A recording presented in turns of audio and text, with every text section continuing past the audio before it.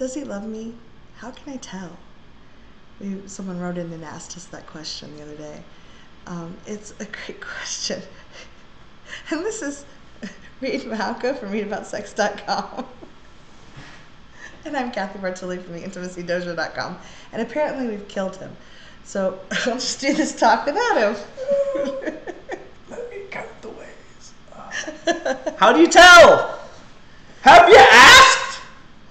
Yeah, talking about it can Excuse me? Do you love me? Just talking about it can be a really powerful way. We've been taught a lot in our society that people will lie and that we can't trust their words. Are you lying now? Probably. One thing I've really loved, the book, The 5 Love Languages, do that together and learn how each of you feel loved. So I love touch and quality time. So if someone really wants to help me feel loved, they're like, hey, you did in words of appreciation work too, you did a really good job. Like cuddle Cathy for half an hour and she's like, yay. Yeah. Because her love language for receiving, for feeling cared for, touch is really high on your list. Mm-hmm. So what's happening with a lot of couples who feel like, I can't tell if they love me. Mm-hmm.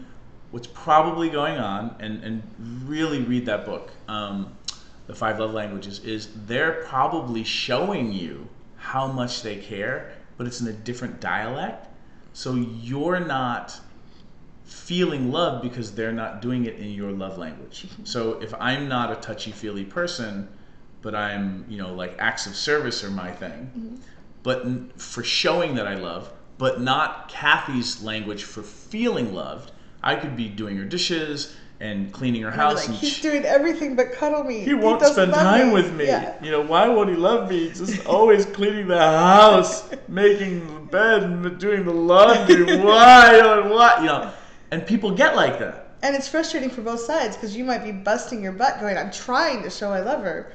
And the person's just not getting it. So the quickest place to look is in love languages. And really, as somebody who's coached hundreds and hundreds of couples around relationship stuff, I automatically always just start there, mm-hmm.